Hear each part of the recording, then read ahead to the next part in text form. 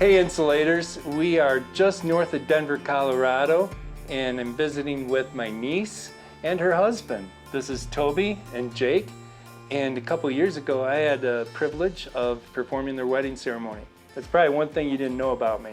Toby and Jake are both in the building trades, and we thought we'd ask Toby a little bit here, at least initially, what drew you to construction, and what are you doing right now?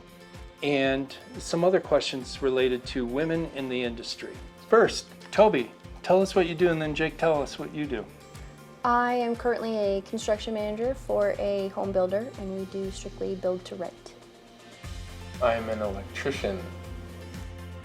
And you guys get to work close to each other on the Very same close. projects. On the same project, Yeah, yes. she yells at me. That's awesome. Not that she yells at you, but I work real closely with my wife too. I know what it's like. So, Toby, what drew you into this industry?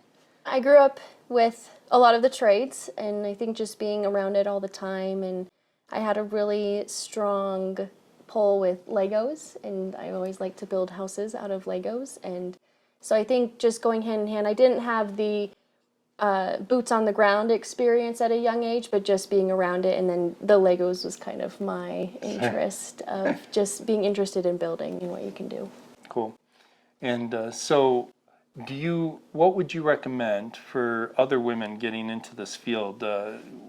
How would they prepare for it if they're not in it already? What would be your suggestions there?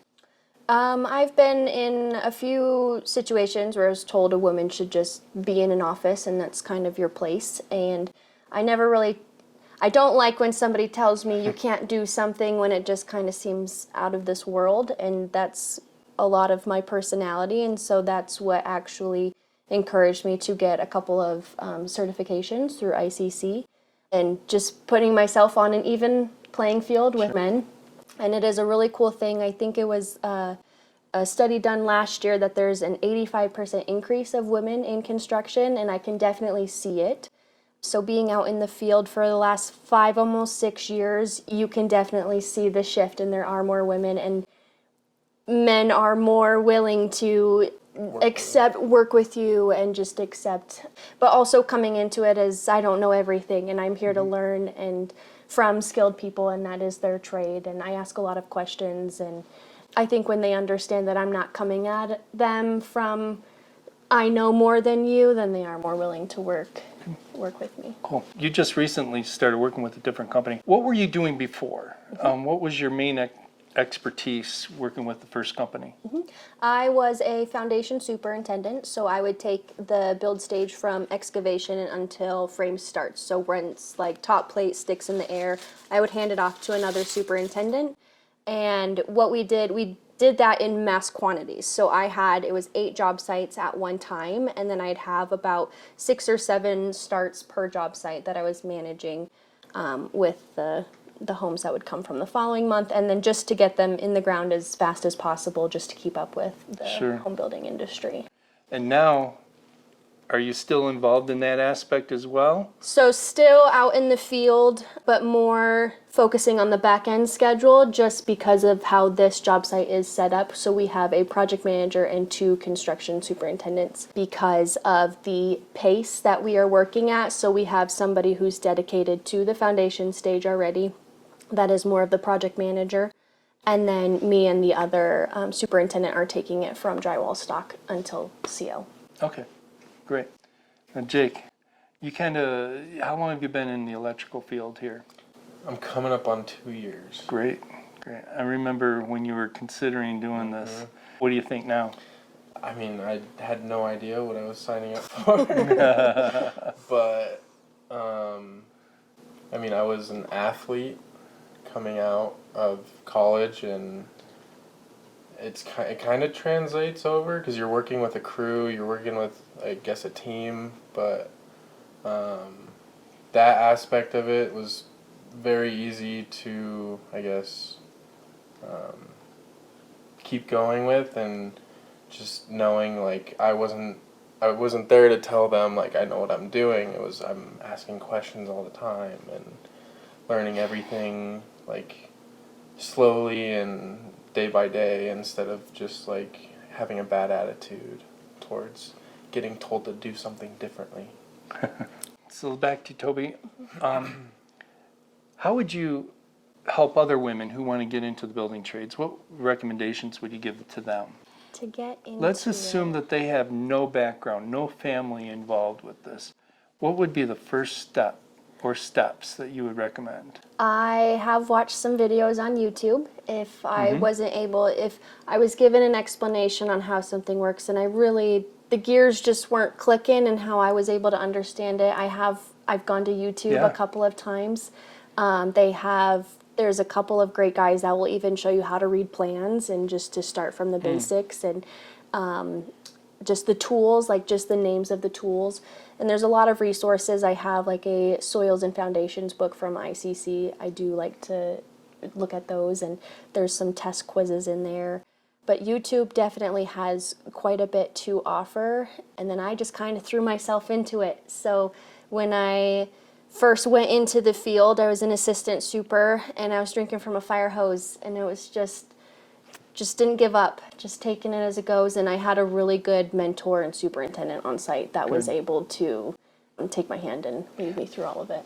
Did you have a leg up with my brother and your brother already working in this field? Did they have help or any direction with that, talking to people and helping you get in? Or did you find your own way in? I think kind of half and half. I think just the company was there, that they had a small position in just their roofing division scheduling inspections, Right. and that was my foot into the door. We had one of our roofing inspectors, he had a checklist from the city of pretty much everything you needed to inspect on a roof. And he broke that down for me and added photos to that. So I was looking at a 212 pitched roof, and there was an example and the underlayment, and he was a good mentor for that as well. But that was definitely a good foot in the door, and then that's when I realized, I wanted to be on the inspection side of it, and so I had took my residential building inspector certification, and once I got there, I was like, no, I want to be the builder. I want Yeah. to be on the other side of things, and so that was how I gravitated to. So definitely it was a foot in the door, just scheduling inspections, and I Right. didn't know what I was scheduling, but I would ask some questions. Somebody's scheduling 20 temp pole inspections. I'm like, that's a full day's of work. Right. And the electrician is like, no, that'll take me, an hour, just depending how spread out they are. And so just learning things like that and just asking a lot of questions. Cool. Jake, Yes. what's your next step? You're working right now with residential wiring. Yes. What's your plans here? What's your immediate plans? For now, I think I want to keep working with my wife, but that I do want to get my RW, which is the residential wireman's license, and that way I'll be able to go wherever and wire up any houses. So for now, that's the main goal, is just getting that license, and then I'll be able to run my own crew. Yeah. Yeah, that's Great. what I want to do. Let's switch topics a touch here. So how is it, as a woman, dealing with strong personalities out there on the job site? It can be tough. It's definitely, if you talk to Toby 3 years ago, that Toby would just shut down. I did not have a good control of my emotions. I would cry very easy. I still cry, but I wait till I get in the car. Definitely, I've grown a lot in the last couple of years, which I think it's really what I needed to be more professional in this position, and really just understand, how am I communicating to other people? Do they think that I'm coming off that way? And that is not my intention whatsoever. And so it's really made me step back in some really tough decisions when maybe it's not your fault and it's not your fault, but we still have a problem that we need to solve and we need to solve it quick. It's to not immediately jump to that 100 and let all of your anger come out. So I have learned a lot from other people's, what I would consider as a failure as a manager. And so I'm trying to be a better manager for the people that work under me and work with me. Yeah.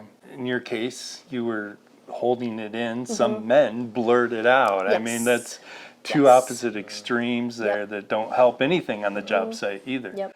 So now So- I'm listening for a problem Yeah. and I try to offer a solution. Excellent. And that's just to take the emotions aside of it. And one thing that was dug into my brain the last year was don't take it personal. Yeah. And I was like, how do you not take it personal? And they're coming, but it really does. You just Sure. have to tell yourself to not take it personal. Sure.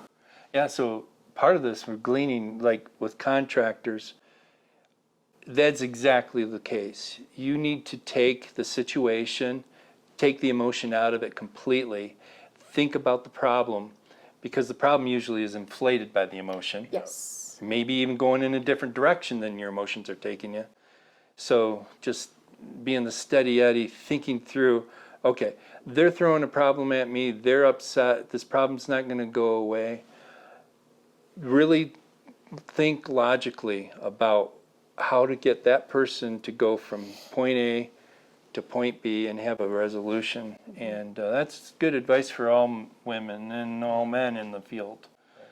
Well, and we all have a different perspective and just different names for Right. things, and we're all from different places. And so, Yeah. even if you just have a different thought process, which even just talking with Exactly. you and I, like I've noticed, our brains work very Mm-hmm. differently, but we're still able to get to, oh, that's what you're talking about. I Right. got it.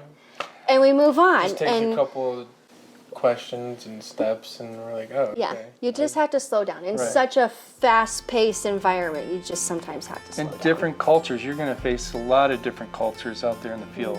Language barriers. And language Yep. barriers. And so, yeah, those are good thoughts there. Hey, Insulators.